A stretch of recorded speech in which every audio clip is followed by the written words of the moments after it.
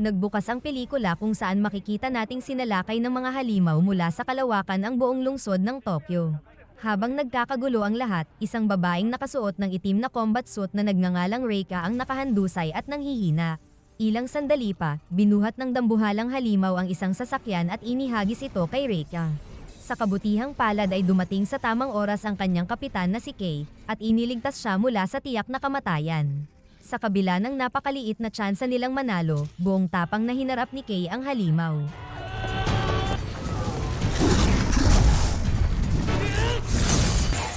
Sa huli, tuluyang sumabog ang ulo ng halimaw at bumagsak itong walang buhay. Ngunit dahil sa matitinding pinsalang natamo, namatay din si Kei. Labis na nadurog ang puso ni Reika sa pagkawala ng kanyang minamahal at maaasahang kapitan. Ngunit bago pa siya tuluyang makapagluksa, bigla na lamang siyang na-teleport pabalik sa kanilang headquarters dahil tapos na ang laban.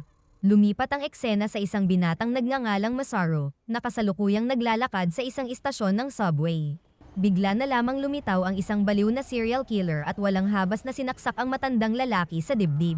Dahil sa pangyayaring iyon, nagsitakbuhan ang lahat ng tao sa takot. Ngunit kahit nanginginig ay pinili pa rin ni Masaru na tulungan ang matanda. Sa kasamaang palad, siya naman ang naging sunod na biktima. Paulit-ulit siyang sinaksak ng kriminal hanggang sa tuluyan na rin siyang mawalan ng buhay. Ngunit sa hindi maipaliwanag na dahilan, nagising si Masaru sa loob ng isang misteryosong silid kasama ang iba pang mga taong hindi niya kilala. Isa sa kanila, isang matandang lalaki na nagngangalang Suzuki, ang nagpaliwanag na lahat ng taong naroroon ay minsan nang namatay katulad ng nangyari kay Masaru. Pero sa halip na tuluyang mamatay o maging multo, misteryosong dinala silang lahat sa silid na ito. Maya-maya, nagsimulang tumugtog ang napakalaking itim na bola sa gitna ng silid. Ang misteryosong bolang ito ay tinatawag na Gantz, at siya ang kumokontrol sa lahat ng nangyayari roon. Kinumpirma ni Gantz na patay na nga silang lahat, ngunit binigyan niya sila ng panibagong buhay. Bilang kapalit nito, kailangan nilang sundin ang lahat ng kanyang utos at lumahok sa isang walang katapusang survival game.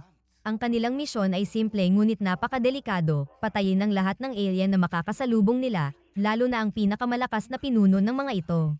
Para magkaroon sila ng kahit kaunting pag-asa, binigyan sila ni Gantz ng makabagong combat suit na nagpapalakas sa kanilang bilis, lakas, at depensa.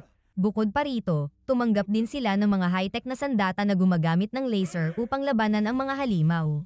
Habang ipinapaliwanag ang lahat, may isang bagong dating na biglang nagreklamo at sinabing kalokohan lamang ang survival game na ito. Ngunit mabilis siyang pinatahimik ng veteranong miyembro na si Neishi, na walang anumang pag-aalinlangang pinasabog ang kanyang ulo gamit ang espesyal na baril. Pagkatapos nito, itinutok pa ni Neishi ang kanyang sandata kay Masaru at nagbabala na papatayin din niya ito kapag naging pabigat lamang siya sa misyon. Ilang segundo ang lumipas, natapos ang teleportation at bigla na lamang silang napunta sa mga lansangan ng Osaka. Hindi nagtagal, isang zombie ang dahan-dahang naglakad patungo sa isang mall. Sa pagkakataong ito, pinatunayan ni Neishi na hindi lang siya puro yabang dahil mabilis niyang napatay ang halimaw. Ngunit hindi pa roon natapos ang kanilang problema. Sunod-sunod na lumitaw ang napakaraming zombie kabilang pa ang isang napakalaking lumulutang na ulo na agad umatake sa grupo. Sa halip na lumaban, ang dating matapang na si Neishi ay bigla na lamang tumakas at iniwan ang kanyang mga kasamahan. Samantala, halos hindi na makalaban sina Suzuki at Reika sa dami ng mga halimaw. Sinubukan silang iligtas ni Masaru ngunit siya naman ang nadaganan ng higanteng ulo ng zombie. Buti na lamang at napakalakas ng combat suit na ibinigay ni Gantz kaya nakaligtas siya sa siguradong kamatayan. Habang nagpapatuloy ang kaguluhan, dumating ang isa pang grupo ng mga mandirigmang nakasuot rin ng itim na suit. Kitang-kita na veterano ang mga bagong dating dahil mas moderno at mas malalakas ang kanilang mga sandata. Kumpara sa kanila, mistulang mga baguhan lamang ang grupo ni Masaru. Dahil dito, agad silang pinagtripan ng mga veterano at minamaliit dahil ang kanilang koponan ay binubuo lamang ng isang magandang babae, ilang kabataan, at isang mahina at matandang lalaki. Dahil alam nilang hindi pa nila kayang sumabay sa lakas ng mga bagong dating, nagpasya muna sina Masaru na manatili sa gilid at hayaan ang ikalawang koponan na linisin ang buong lugar.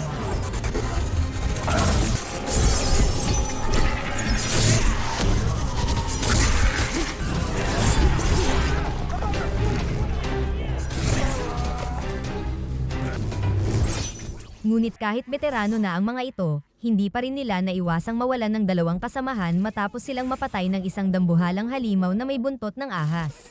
Dahil dito, kumilos si George, isa sa mga vice captain ng ikalawang koponan. Gamit ang kanyang napakalakas na gravity weapon, tuluyan niyang dinurog ang higanteng halimaw na parang lata lamang. Matapos masaksihan ang napakalakas na sandata ng ikalawang koponan, hindi napigilan ni Masaru na magtanong kung bakit napakalaki ng agwat ng kanilang kagamitan kumpara sa grupo nila. Dito ipinaliwanag ni Suzuki ang tunay na sistema ng laro. Ayon sa kanya, pagkatapos ng bawat misyon ay binibigyan ng puntos ang bawat manlalaro batay sa kanilang naging ambag sa laban. At kapag umabot ka sa 100 puntos, bibigyan ka ni Gantz ng pagkakataong pumili ng isa sa 3 espesyal na gantimpala. Ang una, at siya ring pinakakaraniwang pinipili ng mga manlalaro, ay ang makatanggap ng mas makabagong sandata at mas malakas na combat suit upang mas madali nilang malampasan ang mga susunod na laban. Ang ikalawang pagpipilian naman ay ang buhayin muli ang isa nilang namatay na kasamahan. At ang huli, ang pinakahihintay ng karamihan, ay ang tuluyang makalaya sa larong ito. Buburahin ni Gantz ang lahat ng alaala nila tungkol sa mga nangyari at ibabalik sila sa totoong mundo upang makapiling muli ang kanilang mga mahal sa buhay. Samantala, si Neishi, na minsan na ring nakakuha ng 100 puntos, ay ginamit ang espesyal niyang kakayahang maging invisible. Pero imbes na tumulong sa laban, nagtatago lamang siya. Para sa kanya, ayaw niyang magsayang ng lakas sa mga mahihinang halimaw at aatake lang siya pag lumabas na ang pinuno ng halimaw dahil iyon ang magbibigay ng pinakamaraming puntos. Makalipas ang ilang sandali, napansin ni Masaru ang 2 sibilyan na walang kalaban-labang inuusig ng isang halimaw na iisa lamang ang mata. Gaya ng dati, hindi na siya nagdalawang isip at agad na tumakbo upang iligtas ang mga ito. Ngunit mabilis siyang pinigilan ni Suzuki. Sinabi ng matanda na sa kasalukuyan nilang kalagayan, wala silang pag-asang manalo kung basta na lamang sila susugod sa bawat halimaw na makikita nila. Pero hindi iyon tinanggap ni Masaru. Para sa kanya, walang saysay ang manatiling nakatingin lamang habang may mga inosenteng taong nalalagay sa panganib. Nang makita ni Suzuki na hindi na mababago ang isip niya, sumuko na rin ito. Sa halip, pinayuhan na lamang niya si Masaru na tawagan ang kanyang nakababatang kapatid. Dahil kung sakaling iyon na ang huling laban niya, baka hindi na siya magkaroon pa ng pagkakataong makausap itong muli. Agad namang tinawagan ni Masaru ang kanyang kapatid. Walang kamalay-malay ang bata na nakataya na pala ang buhay ng kanyang kuya. Nagkwentuhan lamang sila tungkol sa kung bakit hindi pa makakauwi si Masaru. Habang nag-uusap, may isang napakahalagang bagay na napagtanto si Masaru. Lahat ng nangyayari sa larong ito ay totoong nangyayari rin sa tunay na mundo. Ibig sabihin, ang mga halimaw na kanilang nilalabanan ay tunay na umaatake sa mga inosenteng tao sa labas. Dahil dito, agad niyang binalaan ang kanyang kapatid na manatili muna sa bahay at huwag na huwag lalabas kahit ano pa ang mangyari. Pagkatapos ng tawag, dumiretso si Masaru sa lugar kung saan naghahasik ng lagim ang halimaw na may iisang mata. Hindi nagtagal, nahuli siya ng halimaw at muntik ng kainin ng buhay. Sa kabutihang palad, dumating sa tamang oras ang isang babaeng miyembro ng ikalawang koponan na nagngangalang Yamasaki. Tinulungan niya si Masaru at sabay nilang napatay ang halimaw. Habang naglalakad, sinabi ni Yamasaki na hindi niya maintindihan kung bakit isinusugal ni Masaru ang sarili niyang buhay para lamang iligtas ang mga taong hindi naman niya kilala. Para kay Yamasaki, ang mundo ng Gantz ay isang malupit na laro. Walang oras para magpakabayani. Kung gusto mong mabuhay, sarili mo lang ang dapat mong isipin. Ngunit hindi sumasang-ayon si Masaru sa ganoong pananaw. Habang nag-uusap ang dalawa, nakakita na naman sila ng ilang sibilyang inaatake ng isa pang halimaw. Pinayuhan siya ni Yamasaki na huwag nang makialam at magtipid na lamang ng lakas. Pero gaya ng dati, hindi nakinig si Masaru. Diretso siyang sumugod sa kalaban.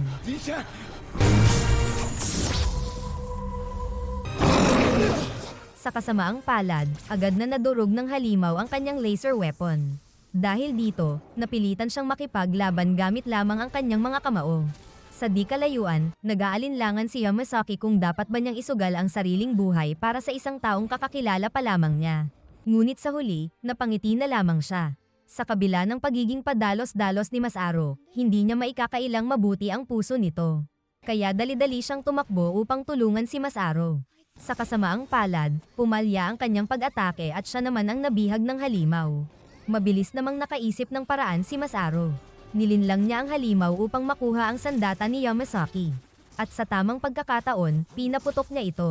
Eksaktong tumama ang bala sa ulo ng halimaw at tuluyan nitong hiniwa ang utak ng nilalang.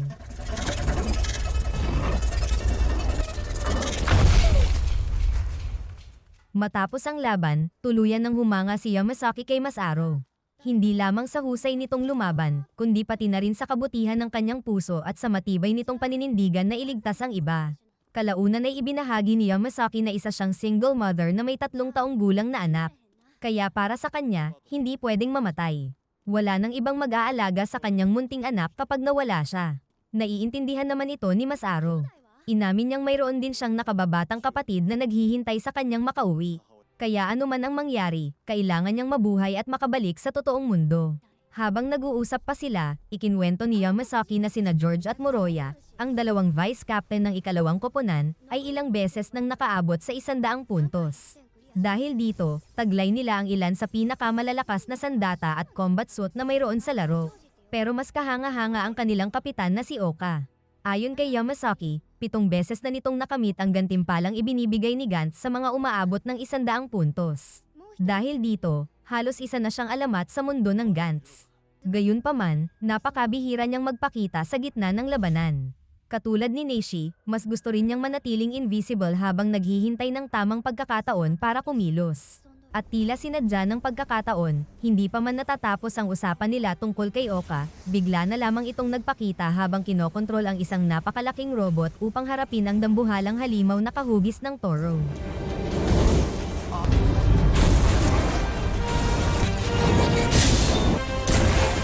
Sunod-sunod na nagpalitan ng matitinding suntok ang dalawa at sa lakas ng kanilang banggaan, isa-isang gumuho ang mga gusali sa paligid. Ngunit sa gitna ng kaguluhan, palihim na lumabas si Oka mula sa loob ng kanyang higanteng robot gamit ang mas maliit niyang robotic suit at dito na niya tinapos ang halimaw. Samantala, isang mas nakakatakot na nilalang ang biglang sumulpot sa harap ng grupo ni Masaru, isang may pakpak na pulang halimaw na tila nagmula pa sa impyerno.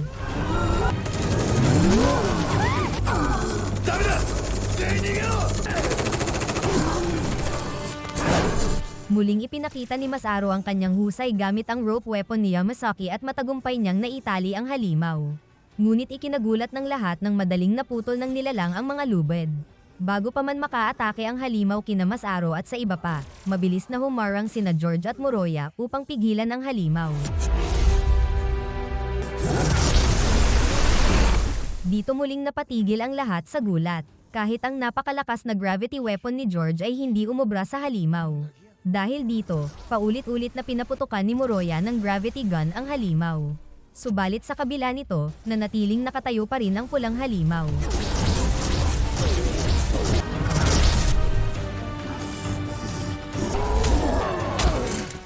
Maya-maya, nabihag si Moroya at muntik ng durugin. Kahit halos wala ng pag-asa, patuloy pa ring lumaban si Moroya ng buong tapang. At sa huli, nagtagumpay rin siya. Sa isang matinding putok, tuluyang sumabog ang ulo ng pulang halimaw at bumagsak ito. Ngunit kasabay ng tagumpay na iyon, bumigay na rin si Moroya sa kanyang matitinding sugat at tuluyan siyang nalagutan ng hininga. Ang mas masakit pa, si George ay nanunood lamang at ni hindi man lang tumulong sa sariling kasamahan. At dito pa lamang nagsisimula ang tunay na bangungot. Bigla na lamang lumitaw ang final boss. Sa unang tingin, mukha lamang itong maliit at pandap ngunit alam ni George na imposibleng mahina ang huling kalaban kaya agad siyang sumugod upang subukang tapusin ito. At gaya ng inaasahan, hindi ordinaryong halimaw ang kanyang kaharap. Madaling naiwasan ng maliit na nilalang ang bawat atake ni George.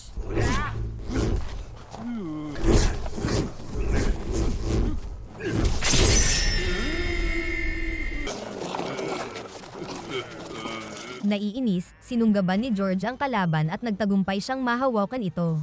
Ngunit ginamit ng halimaw ang kakaiba nitong kakayahang magpalit ng anyo at magparami ng sarili. Nalunod si George sa dambuhalang alon ng mga clone at ilang sandali pa, isa-isang tumilapon ang iba't ibang bahagi ng kanyang katawan. Sa pagkamatay ng parehong vice captain, si Masaru na lamang ang natirang haharap sa nakakatakot na higante.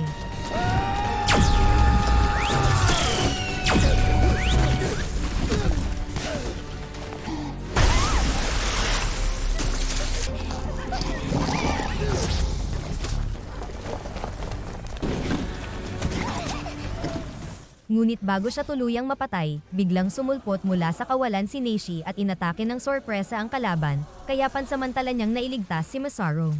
Sa kasamaang palad, masyado pang maaga para magdiwang. Mula sa sariling dugo nito, muling bumangon ang halimaw, ngayon ay nasa anyong parang dambuhalang toro. Nang makita ni Neishi na lumalala ang sitwasyon, sinubukan niyang maging invisible at tumakas ng palihim pero tila wala itong silbi sa halimaw at sa isang malakas na electric shockwave, tuluyang naputol ang kanang braso ni Neishi. Sa wakas, dumating si Oka. 今俺に隙があったらなどっからでもかかってこんかいとったんや俺はこう見えてもか Sa kanyang pagdating, agad niyang pinaulanan ng laser cannon ang halimaw. Ngunit ikinagulat ni Masaru at ng iba pa na kahit ganoon kalakas ang bombardment, buhay pa rin ang nilalang. Pag-alis ng usok, natuklasan nilang nagbago na naman ng anyo ang final boss, ngayon ay kahawig na ito ng isang tao. Muling nagpalitan ng suntok at atake sina Oka at ang halimaw, na para bang dalawang halimaw ang naglalaban para sa kapalaran ng buong lungsod. Sa huli, muling ginamit ni Oka ang kanyang paboritong taktika. もうダメだ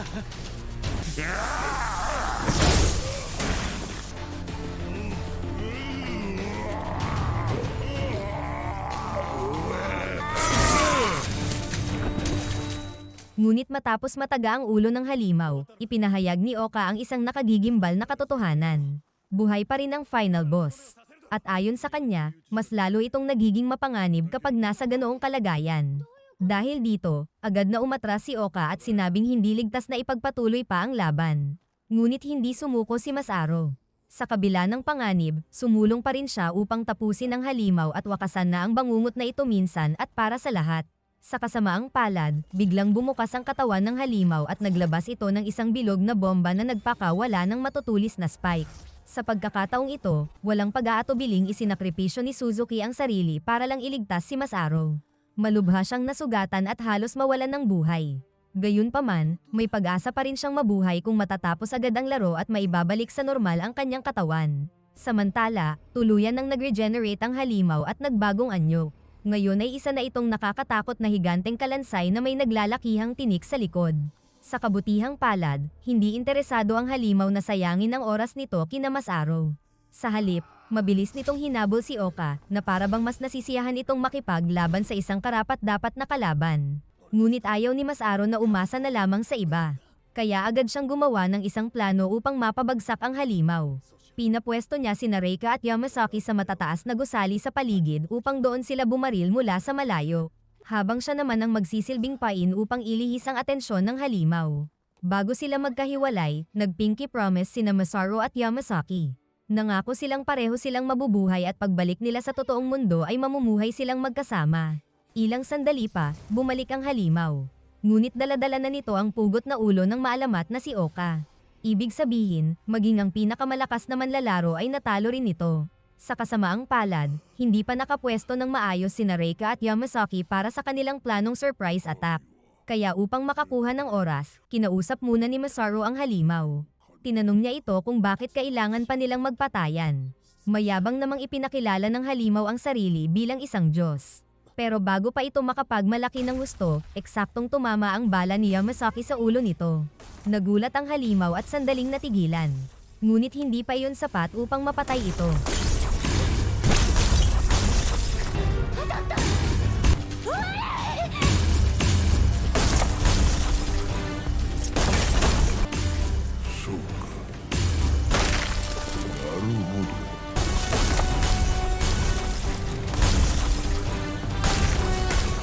Sa sobrang galit, nagsimula itong magpakawala ng napakalakas na laser mula sa mga mata nito.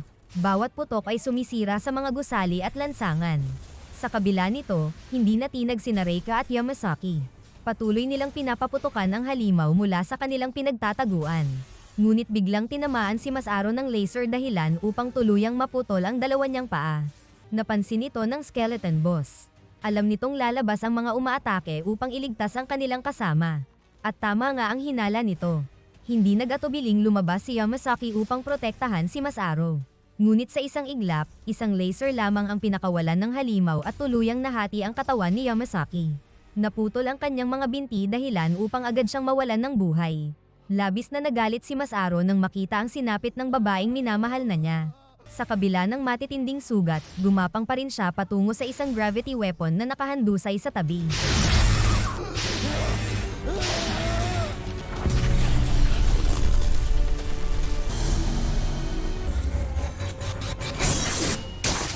Pagkahawak niya rito, walang tigil niyang pinaputukan ang halimaw. Sa totoo lang, halos maubos na rin ang lakas ng skeleton boss mula sa mga naunang pag-atake. At dahil sa walang humpay na pambobomba ni Masaro, sa wakas ay tuluyan na itong nadurog at naglaho. Dahil dito, opisyal na nagwagi sina Masaro at ang kanyang mga kasamahan sa laban. Makalipas ang ilang sandali, isa-isa silang na-teleport pabalik sa silid ni Gantz. Bumalik din sa normal ang kanilang mga katawan. Hindi nagtagal, inip na si Nishi at agad niyang hiniling kay Gantz na ipakita na ang kanilang mga puntos. Lumalabas na si Masaro lamang ang nakakuha ng 100 puntos dahil siya ang pumatay sa final boss. Samantala, sobrang baba naman ng puntos na ibinigay sa iba. Pagkatapos nito, binigyan na si Masaro ng 3 pagpipilian bilang gantimpala.